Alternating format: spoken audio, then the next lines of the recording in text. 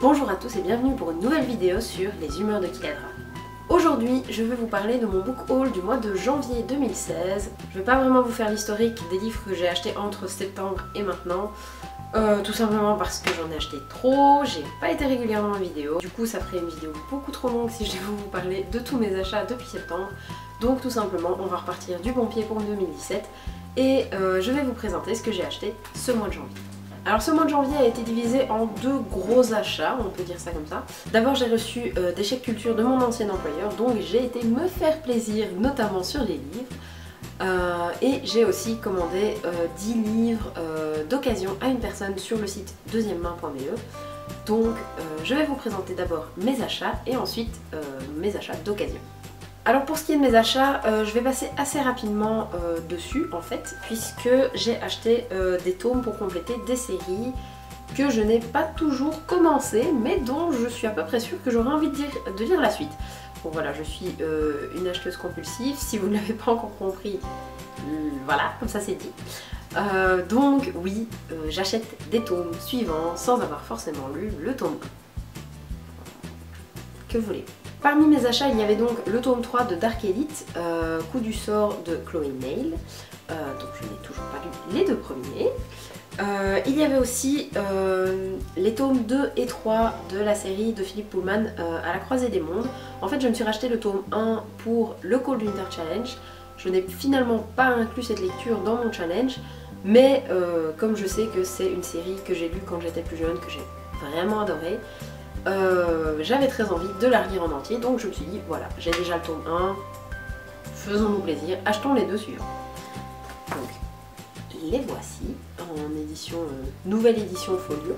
J'ai aussi acheté dans la même veine que pour Chloé Mail le tome 2 de l'épouvanteur de Joseph Delaney, mais je n'ai toujours pas attaqué le tome 1, ce n'est pas bien, il est censé être dans mes lectures de 2017, donc j'espère que je m'y tiendrai et je ne sais pas encore vous dire si le tome 2 fera aussi partie de mes lectures 2017. L'avenir nous le dira.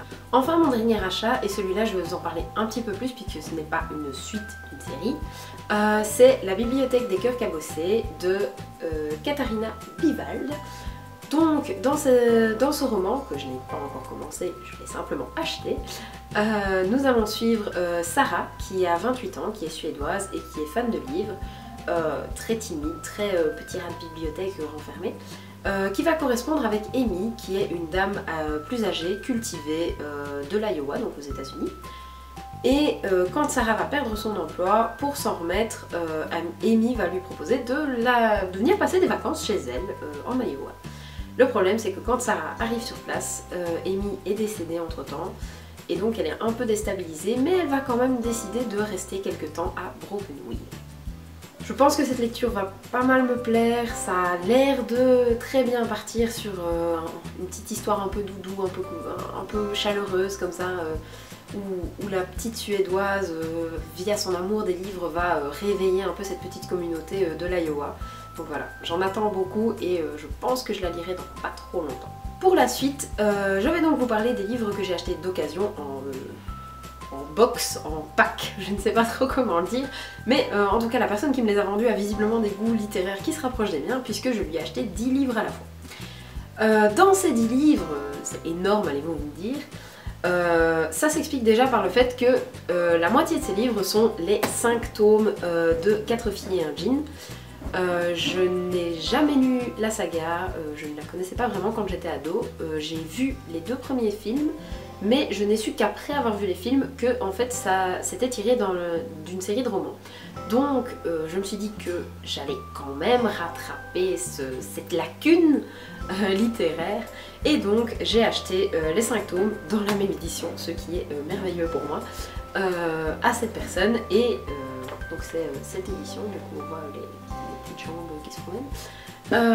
Et je ne sais pas encore trop quand je vais les lire, mais c'est effectivement quelque chose qui me tenait à cœur de lire, parce que voilà, c'est assez incroyable que j'en ai pas entendu parler avant. Dans la suite de ce book haul d'occasion, j'ai acheté Notre secret de Jessica Warman, je sais pas très bien comment il faut le dire, mais la couverture m'intriguait beaucoup, le résumé m'a beaucoup intriguée aussi.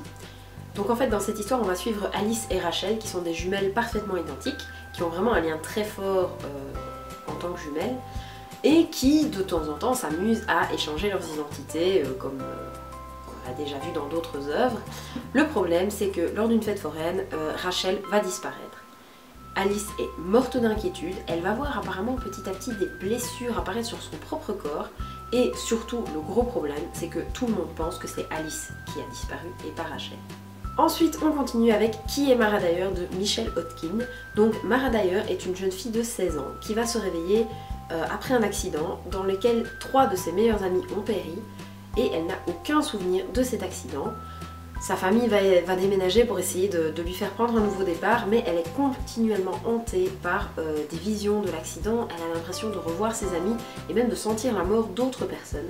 Donc la question demeure, qui est Mara Dyer? On a beaucoup parlé de cette saga l'an dernier et encore récemment, puisque les tomes continuent de sortir. J'avais vraiment envie de mettre la main sur le tome 1, et donc le tome 1 de Lux Obsidienne de Jennifer L. Armentrout. Je n'en sais pas beaucoup plus que la 4e de couverture parce que j'ai pas voulu me spoiler en lisant trop d'avis. Mais donc on va suivre Cathy qui déménage dans un coin paumé où elle pense ne pas du tout pouvoir fréquenter de gens de son âge. Et en fait elle va rencontrer Damon, Black et sa sœur jumelle. Elle est assez attirée par lui même s'il est arrogant. Et au final elle se rend compte que tout le monde fuit cette famille Black et elle va essayer de comprendre pourquoi et elle-même de ne pas se mettre en danger, peut-être. Pour une fois, une héroïne avec du bon sens, non? Tant pis, on verra bien.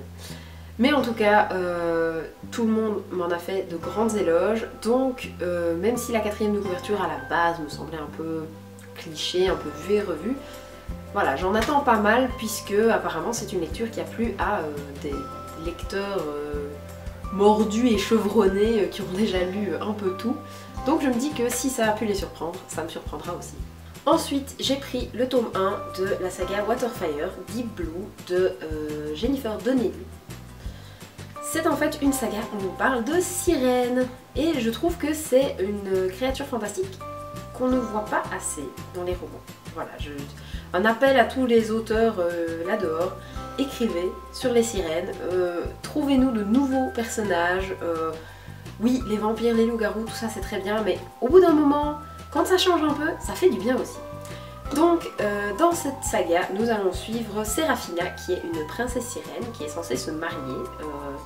Sauf qu'elle a des rêves prémonitoires d'anciennes malédictions qui vont s'abattre sur son monde. Et donc, ces prédictions sont tout à fait confirmée quand sa mère reçoit une flèche empoisonnée et meurt.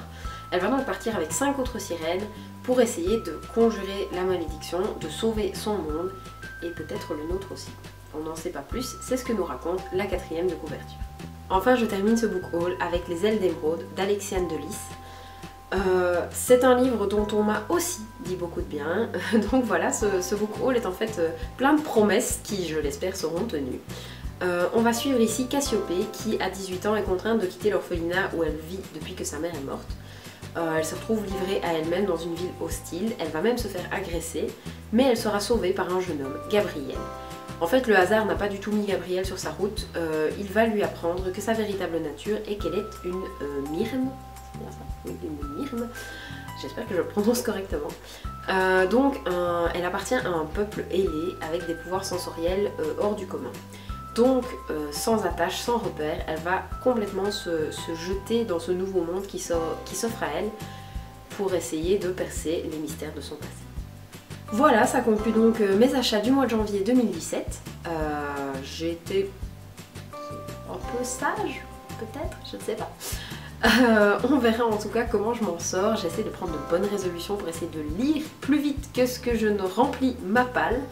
Ce qui n'est pas gagné, sachant qu'aujourd'hui ma palle se monte à 191 livres, donc 191 pour les Français qui nous regardent. Et donc oui, il faudrait peut-être que je me calme un peu au niveau achat et que je me concentre sur mes lectures. J'espère que je vais avoir la volonté de le faire. Mais voilà, comme je l'ai dit, je suis un peu une acheteuse compulsive en ce qui concerne les livres. J'essaye. Voilà. Je vous dis à une prochaine fois, on se retrouve pour une nouvelle vidéo très vite je l'espère, et je vous dis à bientôt.